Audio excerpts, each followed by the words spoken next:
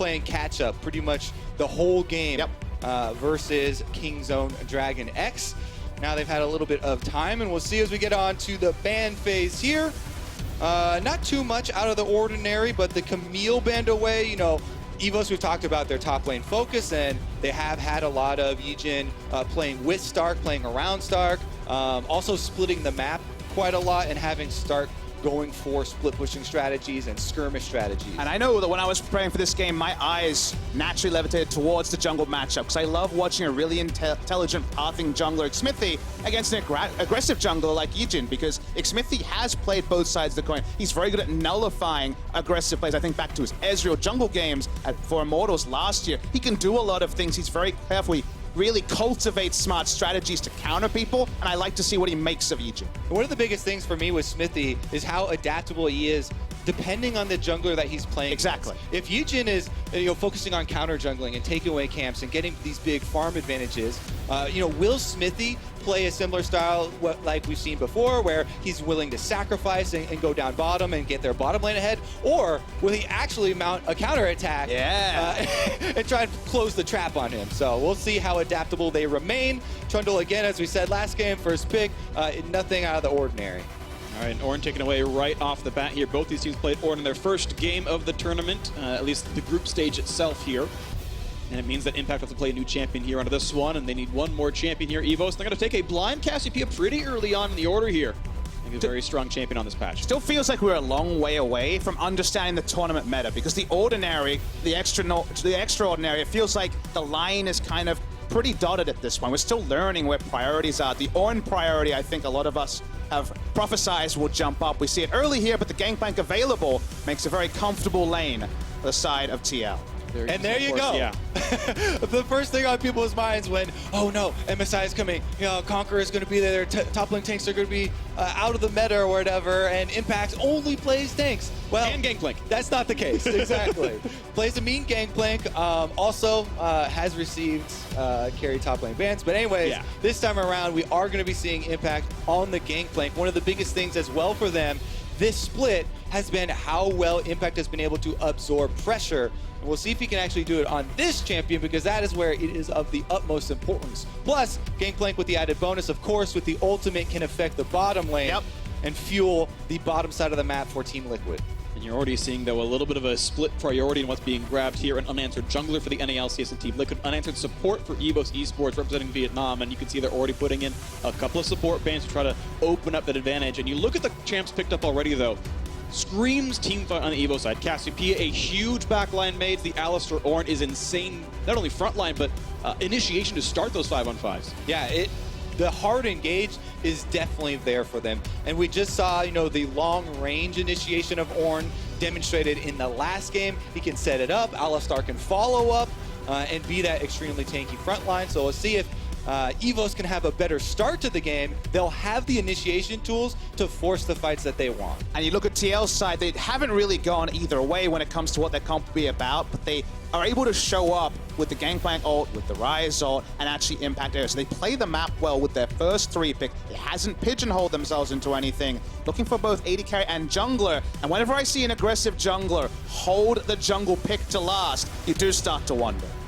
Definitely do. Graves is on the board. Kha'Zix and Kindred were added in the second round.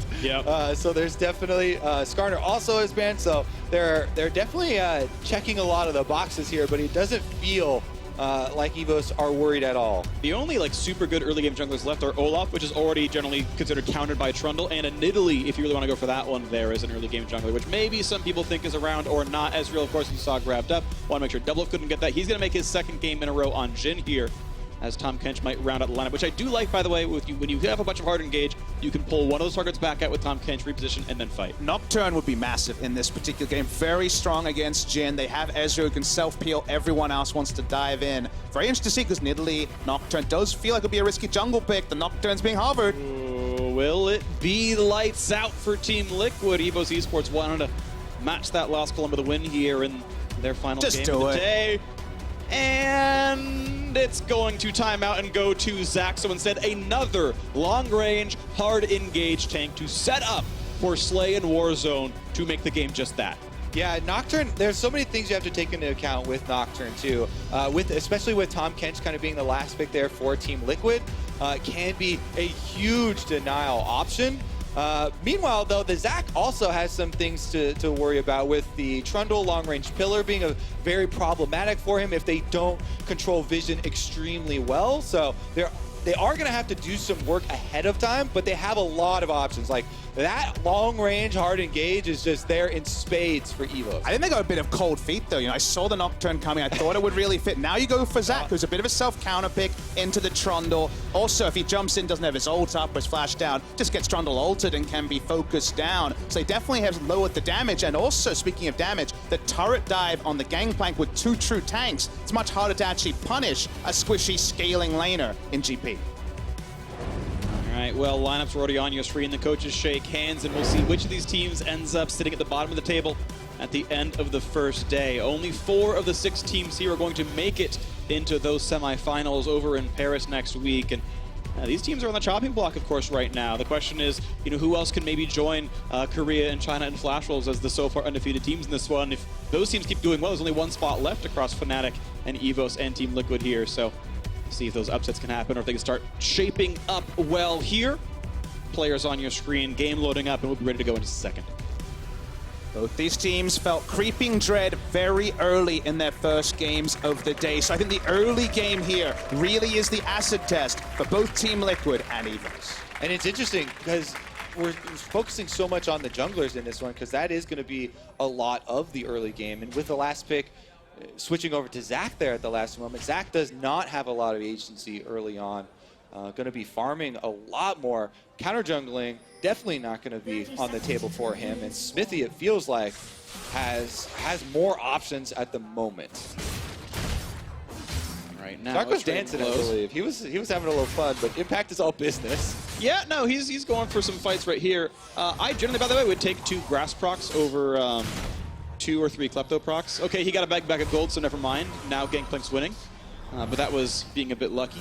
But still getting, you know, 10 or so extra max health. Pretty nice for a start. We do mention that he has gone for the klepto. A lot of people. He got 100 out of it. That's a nice time. That's straight up great RNG. But the Better RNG than the LPL. The GP moving away from Resolve, we already mentioned. Ornn plus Zac, not the best turret diving, much less likely to be heavily punished. Why not go for gold generation? Try to get those items earlier. So I like the choice there from Impact, when Resolve and also going into the klepto is up in the air for most top lanes. Meanwhile, Zac doing the wolf start. Over here we have Xmithie with a very quick start on his Gromp blue as well. So he's going to be able to have options here. It looks like he could as well go for invades. You see the deep ward onto the rafters. If YiJin goes here, then obviously they'll be able to see him, but just them having that ward and knowing that he's over on this blue side of the map, you can easily just guess where he is at the moment. And they have the control ward down from all the gold generated at level 1, which allows for a nice wraparound gank or potentially an invade for the Trundle. That was nicely picked up there. The profit from getting that extended klepto trade with the Ornn. Some nice stuff right there. So as they keep trading blows back and forth, and Impact keeps trying to scale, and he's even got an extra ward to make sure he's safe. It's the green ones in the inventory. This will be the push advantage this time around for the Liquid side. So having to not against a ranged champion, Jhin now has the ability to push. Try to make sure those guys have to sit in the back, but a nice little bit of knock up there could mean some trade of blows. Courtesy of those caster minions, the Mystic shots could not come through on a good target, and DoubleLift walks away pretty cleanly.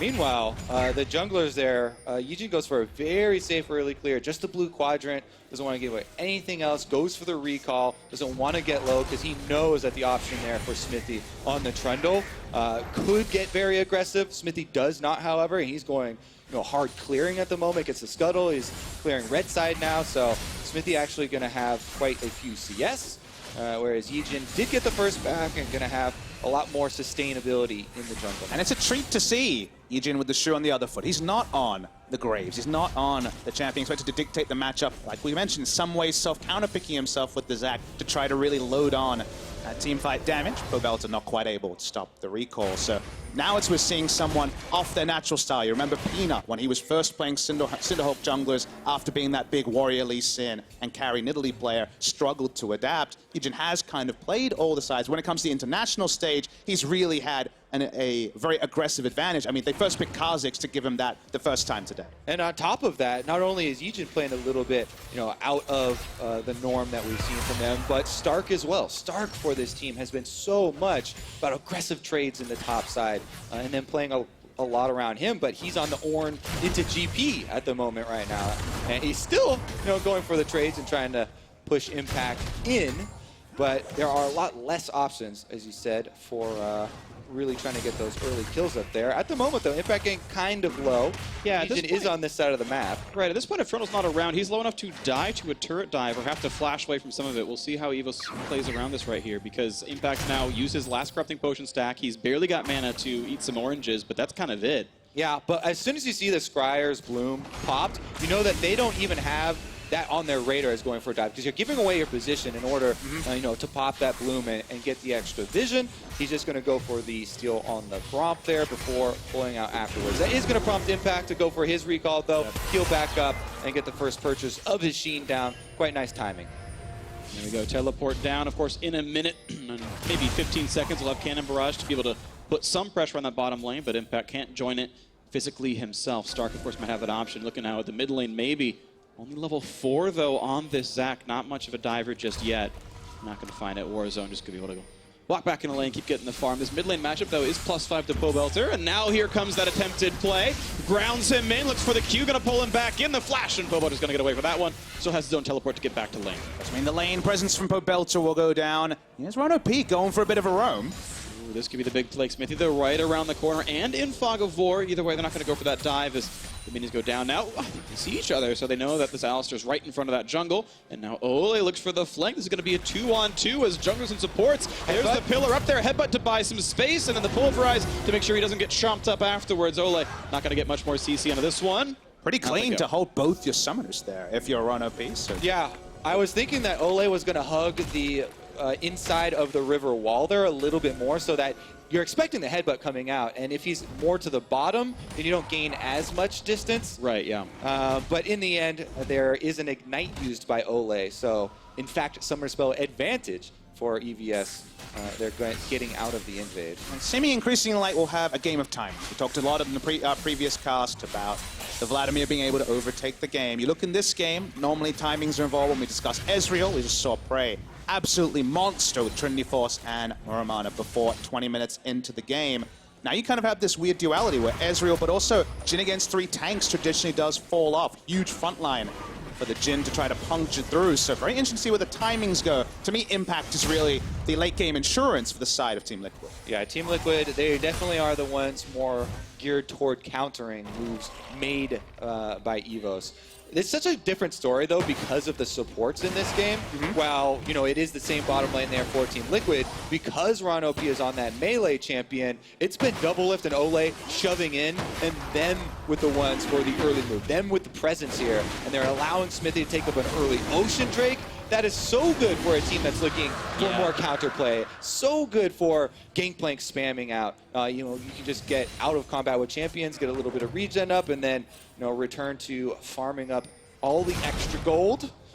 Nice by Stark. Out times Impact there on that one. Lands the auto attack well enough here. Right now, 300 gold lead for Team Liquid. Some of that being that Gangplank exists, but still a very close early game here. I do like, by the way, as we saw with the vision toggle, shout out observers.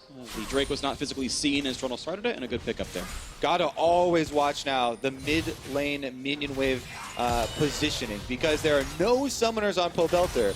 And even though EVOS didn't get a kill on him, that changes the way that you can play a lane against the Zac jungle. Zac now with multiple levels into the elastic slingshot can come from a lot of different angles towards mid lane, and that's why Pobelter wants to either quickly shove the wave all the way to turret and then get completely out of mid lane, or be very careful about controlling some sort of vision around there, because it's so hard to get away. When Cassiopeia can lay down miasma, they've got flash advantages, and Zac, even if you miss the elastic slingshot, Q is there to solve all your problems. As long as there's a minion around, you can use that for your crowd control. Speaking of Zac and crowd control, he actually took the blue buff here, the second one on the map, and that seems a little strange. Now, yeah, Xmithie sees him and goes, I'm not going to fight you just right now. Both level 6, though. I feel like Xmithie wins the one-on-one. Depends on how the mid lane push is going, but Pobelter has access to more mana, courtesy of the fact that the blue is on Zac. Definitely a bit of a peculiar choice. We didn't really see the setup, see how intentional it was, but Cassiopeia getting extended laning phase here. She could really decide this game. To me, Cassiopeia is super swinging as a champion. If she falls behind, she can really just be CC to death. Speaking of CC, Pobelter does not have flash. Let's bounce, but Grounded gets rid of the ulti, so there's no way out for Pobelter, but Cannon Barrage buys some space as well as the Rune Prison, and Pobe able to walk away. Does lose the ulti cooldown, but not too bad.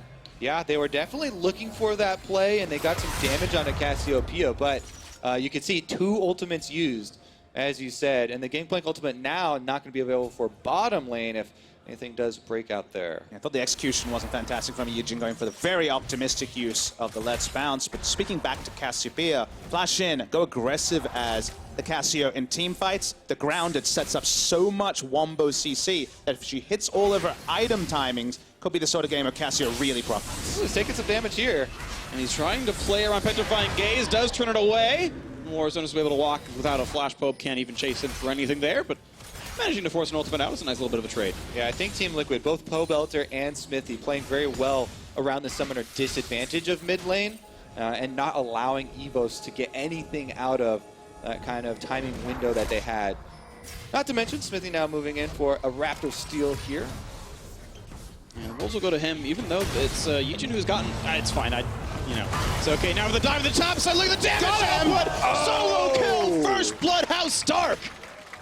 Usually, shoes on the other foot for impact, but we saw him on Blinking Health a couple of times. You can do this as the Ornn walks up, enough damage taken down, and that'll slow down the march of the pilot. A little greedy there from Impact. He ends up going down in a solo kill, and we'll see if EVOS actually do play a little bit around Ornn. Well, he's done really well for himself, and this is now the gold lead for EVOS. First time really in the game here, but top lane lead, the tank could do a lot in team fights. And let's talk about his build. He's actually building the Sheen towards Iceborne Gauntlet. A lot of people go towards Frozen Heart, full tank. But this will allow him to push in, impact other lanes in his own lane, usually. And the Gangplank can eat the oranges and be okay, but he just plays with fire for too long, and Stark sees the invitation, pops the horn, and it was too easy. Yeah, I really like how he played that as well. Auto with the grasp attack, back swap out, and is able to land both swings. And again, I look at the Ornn and I say, okay, he's pushing in the lane. He's going to have the gauntlet for extra lane control. If he gets out of lane first, they already have huge engage. So it's going to be about the first TP we see into a team fight where Stark can actually grow that solo lead to really amp up the game for the side of EVOS. Still eyes on mid lane for YiJin and Warzone. But Pobelter still playing very hesitantly. He's hovering to the top side. That's where they have the control ward. And his flash is now back and available. He's got more escape routes that he can take. You can see Pobelter playing smartly to the left-hand side. This time, though, knocked up. Going to get pulled back into a mini. Grounded as well. Cannot flash away. Let's bounce, brings him back into the lane. Now he's trying to get the roam warp out of this one. He's going to survive.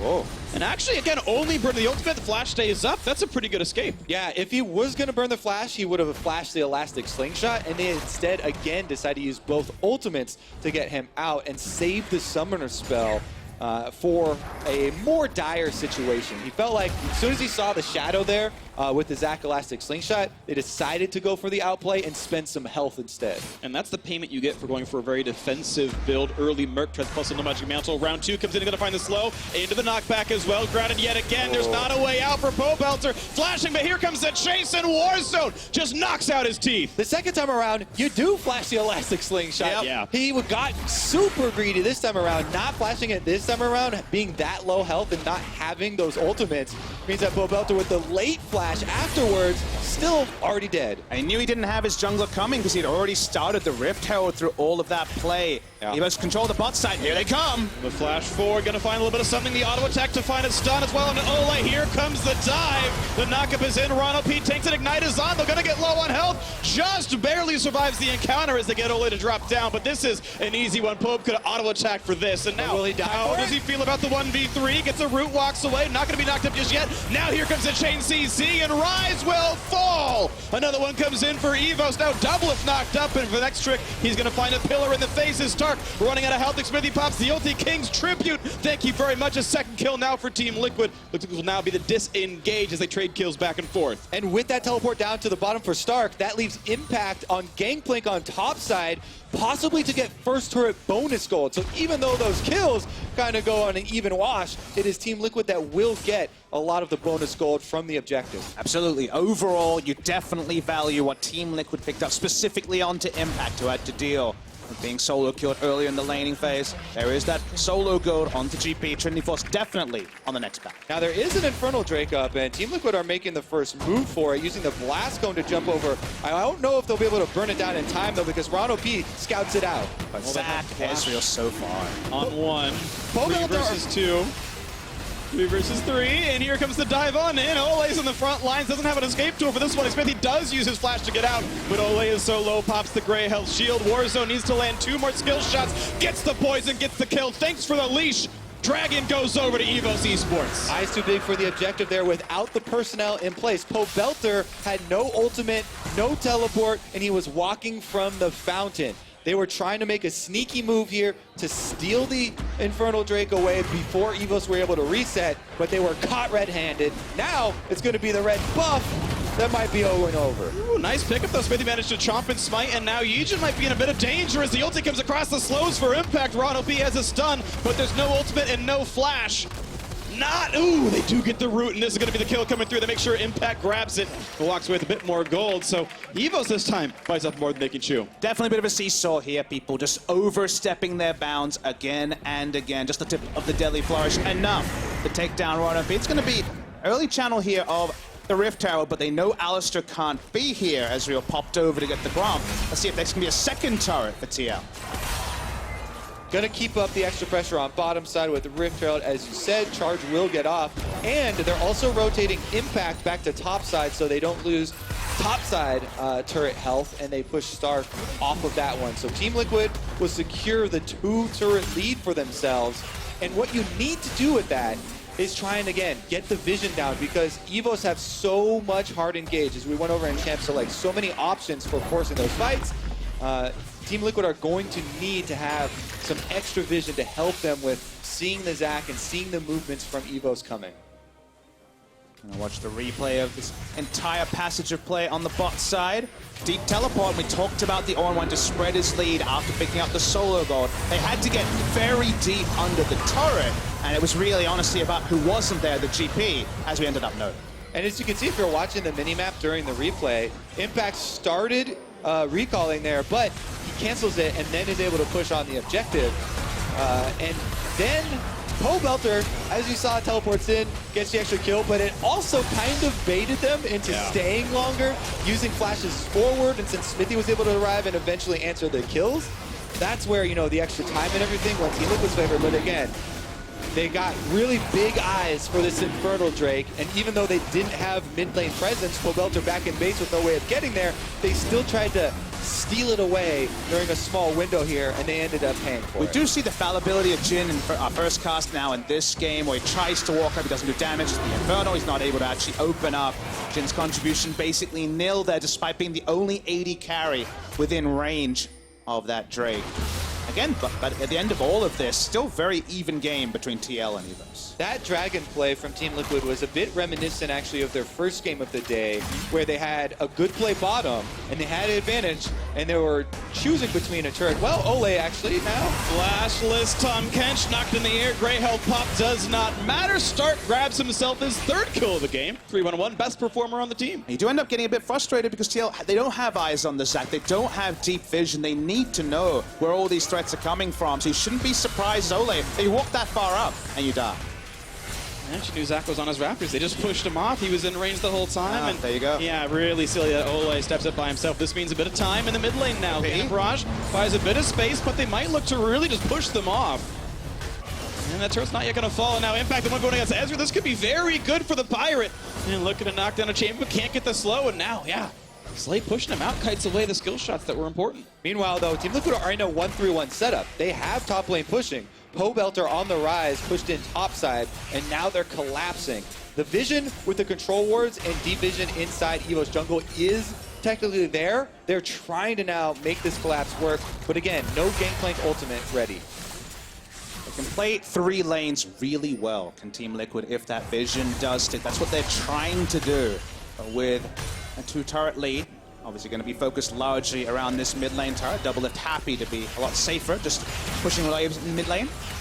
Yeah, Team Liquid, they also tried to do this against Kingzone. Their problem against Kingzone was that Kingzone had so much more priority, plus the 3 stacked Cloud Drifts that allowed them to move very quickly and get those pickoffs. But that's what they have to watch out for, is side lanes getting caught red-handed, pushing up a little bit too far, and the initiation from EVOS. What I'm looking for here from TL, the kind of missing part of their setups right now, because I'm not talking about the lane assignments, it's honestly Xmithie being able to force YiJin out of his jungle. If YiJin is using his Elastic Slingshot out because Trundle walks up and contests the camp, then there isn't the threat on the 1-3-1. Then you can actually push forward and make the plays. But because Trundle right now is killing Grom, there is really no threat onto mid lane, and so the farm just continues for EVOS. I want to point out, unless I didn't hear you guys say it, and you already did, that there's an Eye of the Equinox on YiJin here, going for vision on this Zac, last hitting cannons. He's at 152 of the 500 gold required to turn on that Eye and hit the actual wards. Ended up becoming more common during the Elscape Motion tournament, right? The end of the season, in the playoffs a little bit as well. Argument is that now it's actually pretty easy if you buy a pretty late Relic Shield to walk up and just auto-attack cannons with all the golds loaded onto them. A few mini waves come through, and then you have warding, and kind of tank junglers that lost their identity a bit because you couldn't go Tracker's Knife and Sweeper. Now you can just get a later Relic Shield around, say, 20 minutes. You get enough gold from the quest. Will hold the point. And a big knock up there, Pillar in a good spot, and the Kidnap not going to pull in much of anything as the final shots come through for Jhin, but still fighting for the front line. Xmithie pretty durable. Miasma comes across, big engage out of Ornn. Into the air he goes. The knockup's chained together, an impact on a fall. It's a 1-for-1 as a support drop. Both are flashing away from the wall as well. YiJin getting shot out by Double. Big crit comes through down to 500 HP. They're going to once again. Star can't quite get the knockup, but now he's alone. YiJin going to get split into blobs. DoubleLift flashes just for the passive, though. He's not going to get gold on that one. Not sure if it's worth the summoner spell just to trade the cooldowns there. An easy target next time around is DoubleLift. Yeah, and Olleh was really deep up in the jungle there. I believe he killed off RonOP in the support on support fight, but now he's trying to exit through the team. Yep, and Warzone gets vengeance. So, 2-for-1 advantage. EVOS, that team fight getting a little bit closer in this game. The difference still about 1,400. Pretty messy stuff, and Olleh, unfortunately, his positioning again has to be called into question, going for a bit of an adventure. If you watch the minimap for Olleh's journey, we'll focus on the start of the fight. It all starts with the big wombo here. We're just waiting for the full commitment from EVOS to get the start. Yeah, and you can see Impact immediately ran out of this fight, but there was a little bit of split call maybe from Team Liquid as they re-engaged, and both carries there, and Pobelter and Impact were caught in the jungle. But again, yeah, like I was talking about in the Olleh killed the Alistar and zoned away Slay, but that meant that TL either had to fully engage or Olleh was going to be an inevitable casualty. And he had an exit path there a little bit safer further down through the jungle. Doesn't take it, but now we are actually into a pause, so we'll take a quick break here as we try and figure out what went wrong. The one typing /pause was RonOP. We'll hear from production soon enough just what that issue was. Either way, we have crested into a pretty secure mid game here. 12 kills overall on the board, and again, the gold very close together on both these squads. Past 20 minutes, Baron is available. Each team's also taken 1 Drake so far. So yeah, very interesting game. Kind of curious to see how you guys feel about sizing this one up. It's 3 tanks versus 2, but both squads look pretty keen to team fight. That's definitely the right word. Keen is definitely the right word. To me, the setups for both, what teams are looking to actually do, what actually separates the identities of the two, have been a bit sloppy when it comes to these team fights. That was largely encouraged by TL walking up. They're not just focusing on Impact growing a CS lead in the top side. EVOS will take a team fight if you opt into it. It's exactly what they drafted for. But overall, doesn't really feel like either of them are sticking their neck out much far ahead at this point. Yeah, and I would say that Team Liquid much more focused on before a team fight would break out, setting up in the split push, the 1-3-1 here. They have the Gangplank and the Ryze with their teleports, trying to prep on the sides, trying to keep EVOS cornered a little bit in their own territory and using the extra territory that they have to put down that vision so they could then counter an initiation because they know an initiation is coming. As we said in Champs, like this is a Zac Ornn combination with an Alistar. Like EVOS have a lot of hard engage. They want to force something, and Team Liquid, their job is basically to find out ahead of time where that is going to be so they can play around it and punish elsewhere, or go for the collapse, go for the outplay, and get the counter. Well, that is going to be the game plan then for Liquid on that side. Want to point out the pause looks like is over. YiJin had said there was a microphone issue. Looks like it's solved and the game is resuming. So we are back onto the Rift right now. Team Liquid on the back end of that team fight. Even though they did lose more people than their opponents, able to rush down this Cloud Drake and get some of that mobility to work around those side lanes. Exactly. That's the advantage to playing the team composition and the strategy where you're the one putting out the pressure first and you're kind of forcing the other team into going for that hard engage. If they have control of the map, they have the extra vision, they have the pushing waves, then they can retreat back to objectives like that dragon and be able to pick that one up. Now, returning right back out to the field, Impact actually has plenty of vision supporting his split push on bottom side. Seeing Cassiopeia went from base straight to top lane, has a lot of the gold loaded onto it. So early Ryze and already the Seraph's complete. So not grouped, and that's why TL were happy to keep pushing through the mid lane. Completely agree with your point. Teamfight execution is really all EVOS can trade on. If anything doesn't go the way on the execution, TL win in multiple other ways with how well they've set up the map. See if you can actually find that. So they just have so much engaged, just like in the last game. It feels like something will stick eventually. I have liked the setups, and GP, he's starting to pile on the items now, and he's 2-in.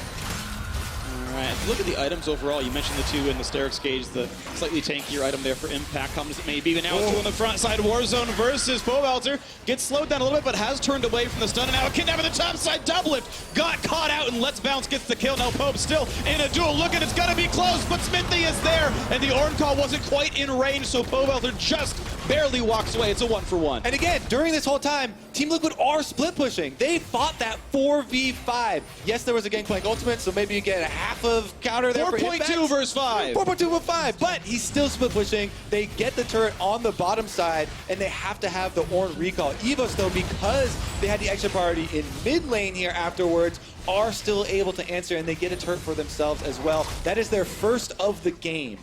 Does represent a TP advantage as well, as Impact did not join the team. So overall, again, you can see what TL are trying to do. And we'll have the TP next time to perhaps look for a fallback around the Baron. Baron setups right now, and incomplete from both teams. Couple control wards on the side of EVOS, but they'll have to blade the Ruined King, for now at least. With Cassiopeia going down, Cassiopeia lives. Actually, Cassiopeia and Ezreal have a lot of Baron damage. Cassiopeia down, not as clean.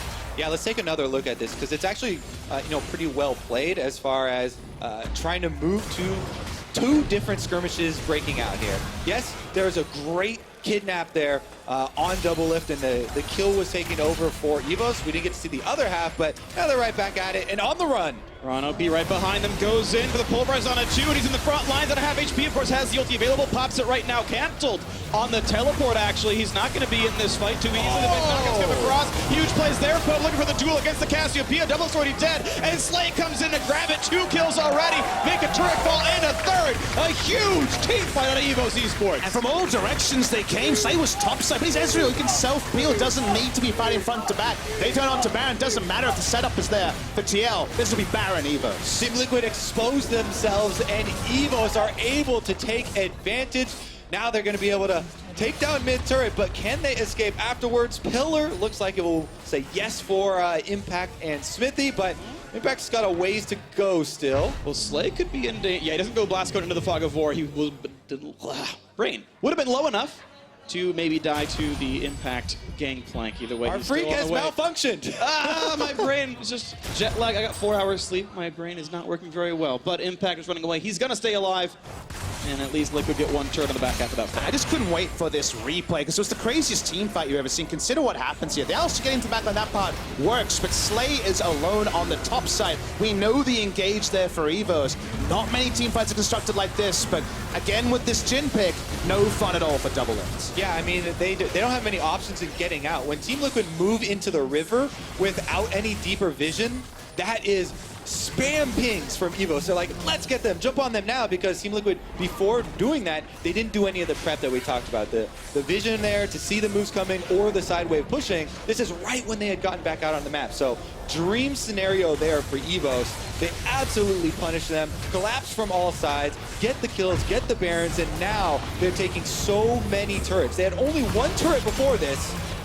And this is going to be the attempt as bot lane tier 2 falls with the disengage. Thanks to the pillar, stops Alistar from doing much of anything. Even so, though, it's a 2,500 gold lead. EVO starting to take over more of the map, looking for the next major objective as Impact knocks down the cannon. Good poke out of Slay back and forth, not doing the double tier build. He is on Blade of the Ruin King right away. Bit more tank busting in that one, and YiJin in the front line going to keep last hitting these cannon minions, make sure he can open that eye. Goes for too long. Now looks like for the opening. The damage is going to be there. He's going to plop the bloblets, and the teleport goes on to a ward. Re-engage out of Warzone at half HP though, and here comes the call of the Forge God. Knockup's going to be only onto one. The flash to re-engage. Look for the play. The health bar's low. YiJin almost going to fall down right now, and the backline access is there. A cleanup for Impact. He's on a double already, and one in for Olleh as well. Only 2 alive. Slay should not join this one. He can poke, but that's going to be it, and Stark going to be surrounded. The Realm Warp is in, the root is there. He should not have an escape here, but Xmithie getting low on health. Slay putting in a lot. Oh, he gets the kill. How many more can he get? In a 2 versus 4, they find a kill. Looking for a little bit more out of this one. A shot comes in. The Rune Prison, the snipe. The kills come across, and the choice to re-engage is going to betray them as these last 2 kills will fall. A delayed ace for Team Liquid. They needed it badly. A flash maybe not required, but the kills come through in the end. 17 seconds on the Ocean Drake that is going to be coming up as well, but everyone, save for Stark and Slay, will be responding here for EVOS. What a crazy little fight there that started without the Ezreal in the bottom side of the map. You say it started about the Ezreal. He's not going anywhere near this fight. He's walking towards the big wave, and you think, okay, they'll disengage, it's fine. The teleport isn't used on Boblets, caught that one Phreak, and that meant they had to play this a little bit differently. You can still disengage here, EVOS, but they didn't have that in their playbook. They see the big miasma, Warzone commits, and they're only going one way, and that's with Ezreal guaranteed to be out of the fight. Yeah, to your point, Papasmithy, there was maybe a good 5-6 extra seconds where Slay could have turned around and headed bottom earlier, but he did clear that whole wave. Once he gets here, though, he's able to put out a lot of damage behind the tankiness of Stark and then ease forward to get the kill on the support. And for a moment, you think that EVOS are chasing down this 2v4 opportunity, but DoubleLift is able to get the damage onto the priority target. They eventually switch off of the tank, take down the Ezreal, and then are able to clean it up. So the end of that replay brought to you by Acer Predator shows you the fun of DoubleLift with the high crit, high attack speed build. The Swifties in there cutting around so much in that one and able to put down good, reliable, consistent damage as crit Jhin can give you. That flash blown in the end, though. Oh, here we go. Initiation. And a stun on a Pobelter without a damage. The glom onto the front line. The quick chomp as they wait for the timer to fall. And Olleh actually managing to snag the kill. Unlike, but he's got 3. He's the kill leader on the team. So much of this game was around EVOS setting up for team fights, sticking as 5, trying to make things happen. Now they've tried to split the map and answer TL's map pressure, and TL are capitalizing. Really nice, aggressive use of the Abyssal Voyage. Ornn throws out an ult. Will we see an engage? 4v5. Oh, yeah, but Olleh's got to be a bit careful. Will not get grabbed. If Let's Bounce just goes for the disengage, and now Stark's got to tank all the shots. Ooh, that was close, actually. Nearly landed on the Zac in the backside there. Throughout that replay, I was thinking back to praise Ezreal and how much damage he was doing. Do notice, we do not see a double tier build come out. At least it's going to be a super late tier here. Almost certainly not going to be the Ceres. Not everyone is opting into this build. We don't see it. And that will change some of the item timings because we've always known Ezreal 3 items, amazing. Ezreal 5 items, it falls away. Yeah, this is definitely one of the lower damage cap Ezreal builds here because not only is it a Blade of the Ruin King instead, but also an Iceborne instead of a Trinity Force there for more of the slow control and utility out of Slay. And the question is, can he afford to do that? Cassiopeia situation can do a lot of damage, but Fierce a single target. He's not going to be high damage either. He's against a Gangplank. He's not against as many true tanks, but still, overall, a lot of beef on the side of TL. There's just no guarantees that EVOS will be able to cement the good initiations that certainly will come through. Teleport's coming in right now. A giant slow on a RonOP. He's got an ultimate, and that's going to buy him a little bit of time as Warzone comes down. Banshee's Veil and all looking for the big plays as RonOP's going to kick back in Impact, and that is a Gangplank who's going to go and try ground with his team. 1 for 0, making it 1 for 1 as they trade down to the support, but still it is a top laner left alive as Stark can lead the charge forward. Warzone looking for a bit more as well when they find the elastic slingshot. The pillar gonna disengage that one. A quick slow comes in as the Q lands. Olleh, not long for the world. The Reaver King will be assassinated in his own home territory. A 2 for 1 advantage. EVOS Esports. Xmithie in the front of the other jungler. Not quite going to be slowed, but EVOS, great team fighting. Yeah, definitely a mistake there from Impact to step into melee range of the Alistar. They had been kiting him and keeping him at arm's length during the ultimate, but as soon as he decides to step in for the extra damage from autos, he gets headbutted all the way back to the Ornn and immediately taken down. EVOS very happy to take that trade, and another turret goes over. They all thought that was the time because Ezreal was on a shopping trip. He only contributed with an ultimate to help kill Olleh on the back end. Play the Rune King and Bloodthirst. Going to be so much lifesteal. Getting the replay here. It was an attempted pincer by TL through all of this as they just wanted to take down RonOP. And it's fine if you keep the Alistar, you know, at far right here, but once you allow him to use both the Pulverize and the Headbutt to shove your Gangplank, who has so much money and so much damage potential this late into the game, even though they don't have the Ezreal, EVOS are able to chase Team Liquid out of their own jungle and pull down some kills. Now they're trying to pull down some more. There's a lot of chain CC down on the Star. Curtain call comes in as well. The rest of the team coming around to stop this. Oh, he's going to get the Let's Bounce and a nice final save out of Olleh. The knockup, though, they found Pobelter. On Ryze. There's the big CC out of the support. The knocked up chain together. A 2 for 0 for EVOS Esports. And they're looking for a little bit more into this one. Olleh has nowhere to go. Goodbye. 3 for 0 in that fight. Goodbye Baron after this as well. Huge Baron damage. Alistar cemented the kills with an excellent flank with the headbutt Pulverize, and they just about lived through because they were blinking health bars everywhere. Again, the hard engage here from EVOS. The flank is so key there, Papasmithy, because DoubleLift, the center of attention right at the middle of that team fight, gets taken out, and they're not able to finish off Slay. So EVOS, again, with a huge pushing opportunity, full timing on this Baron to work with. They're going to get the last of these outer turrets, and then they'll come knocking at the doors for those inhibitor turrets. Full Warzone in as Stark just sits there and tanks up the turret. It's going to have an easy time with that as the turret is going to fall. No problems in the slightest. Beautiful stuff there as EVOS have put themselves onto a solid 5,000 gold lead. We have to start. Watch the start of this replay. I really like the efforts here to zone coming through from the Zac as this ended because it looked like it was just going to be a shooting gallery for DoubleLift. Yeah, they thought that everyone was in front of them. However, the Alistar, as you see on the mini-map, RonOP walks all the way around. He initiates, actually not onto DoubleLift, that was the other two carries there. Pobelter going down right at the very beginning. And once they take those two out, they're able to chase off the rest of Team Liquid.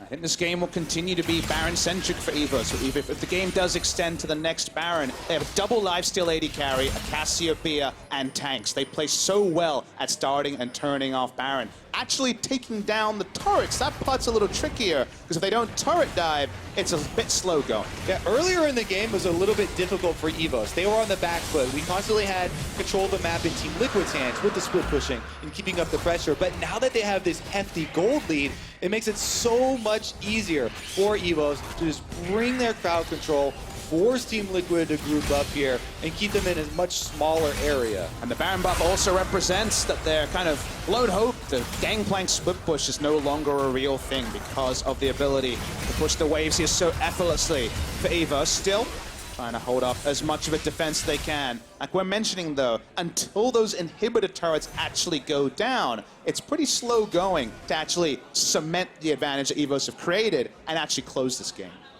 And finally, max CDR for Impact, Infinity Edge in there as well, but his barrels are getting chopped down by everyone else on the opposing team, and he's dying pretty rapidly. 4 deaths. Second most on the team. Impact having a hard time getting stuff done. Now a dive in the front side.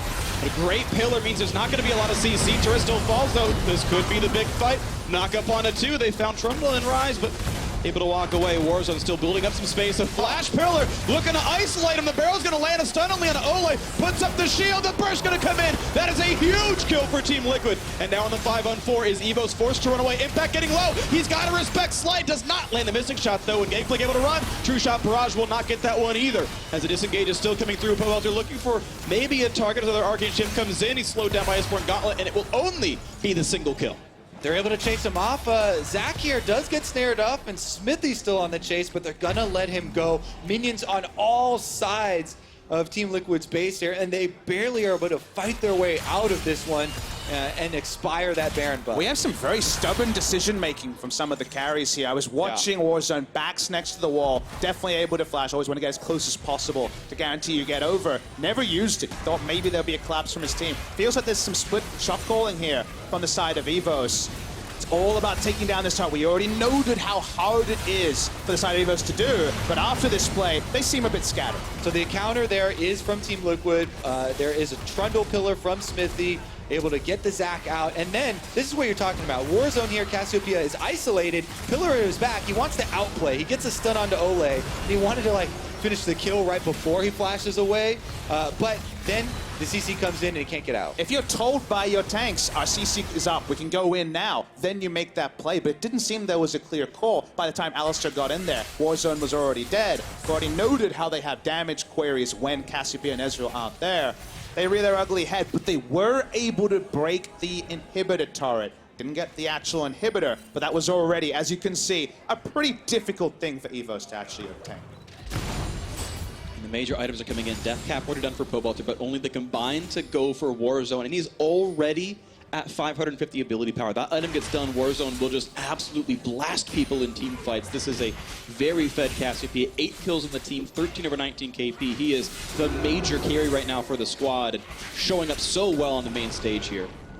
And we're looking for one of the big four, DoubleLift, to actually find something out of Jhin. He's almost an item parity. Cheap build coming through on the Ezreal compared to Jhin, who's just a last whisper item completion away. Maybe this will be the big fight, though. Here comes the attempted dive. Nothing on Pobelter. Now the kidnap's going to come in. He's going to be deleted, maybe, but he's healthy for now. And a nice pullback. Olleh means he's not going to get knocked up, but the chase down on Tahm Kench, very low in health, not yet picked off. Another wall comes in. YiJin rooted up. Health bar getting low. Pobelter there has to be careful. And the redemption snipe doesn't matter. It's like it's the kill, but Pob is out of health. It's 2 kills. They're already inside the base. 5v3. They might end it here.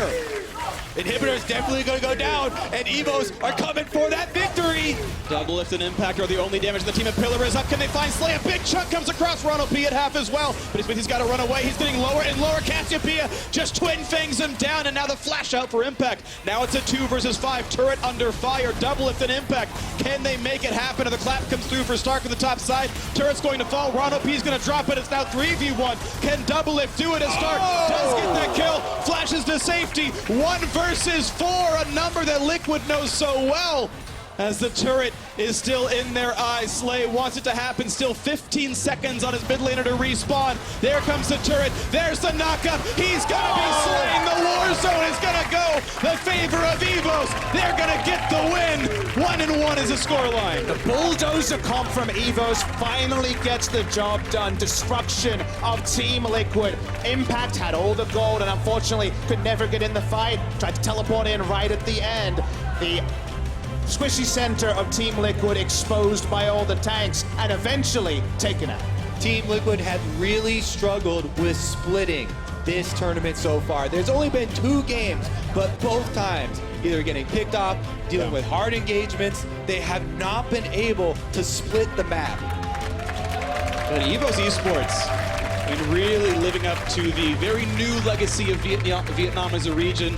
This time around, they're saying, okay, this year, they're independent, they're out of the GPL, it's now Vietnam themselves standing alone. And last year, okay, we had Gigabyte Marines winning some hearts because they played so crazy. Oh, the Nocturne, like 4-minute level 6, what kind of fun stuff. The lane swaps coming through. This is EVOS winning straight up against the best team in North America, taking down Liquid reasonably convincingly, saying, no, we're just this good. And the play-ins teams today went 3-1. They played each other, and then the only unique matches, they went on to win both Flash Wolves and the side of EVOS, so big credit to them. Usually we sometimes see the hard-fought road to group stage just come undone very early in the group stage, not here. Huge credit there to EVOS because they had to work through a very, tense situation where they were getting split on, they were, pushed on other sides, but hard engage after hard engage, they kept finding the fights that they needed. Really good Ornn play there from Stark especially, and consistently able to find that back line. Solo kills in lane, great team fight, ultimates there as well. Warzone was absolutely massive for consistent damage. I'm going to look at the graph here because I didn't check it just yet, but I'm assuming he's topping the charts. And actually, no, it was just very convenient overall team fight damage. Did very similar numbers to the Ezreal. DoubleLift himself actually put out a lot, but it just did not matter. You guys mentioned positioning before. Absolutely agree. A lot of convenient picks, we'll say.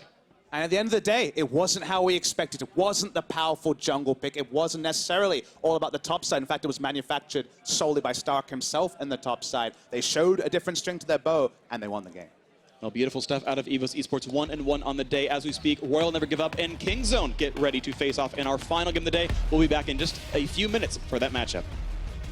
Not going to pull in much of anything as the final shots come through for Jhin, but still fighting for the front line. Xmithie pretty durable. Miasma comes across, big engage out of Ornn. Into the air he goes. The knockup's chained together, and Impact going to fall. Canceled on the teleport, actually. He's not going to be in this fight too easily. The knockup's come across. Huge plays there. Poe looking for the duel against the Cassiopeia. Double's already dead, and Slay comes in to grab it. 2 kills already. Knockup's going to be only onto 1. The flash to re-engage. Look for the play. The health bar's low. YiJin almost going to fall down right now. In the backline access is there. A cleanup for Impact. He's on a double already. They found Pobelter. Health bar on Ryze. There's the big CC out of the support. The knocked up chained together. A 2-0 for EVOS Esports. And they're looking for a little bit more to this one. Olleh has nowhere to go. Goodbye. There comes the turret. There's the knockup. He's going to be slain. The Warzone is going to go the favor of EVOS. They're going to get the win. 1-1 is the scoreline.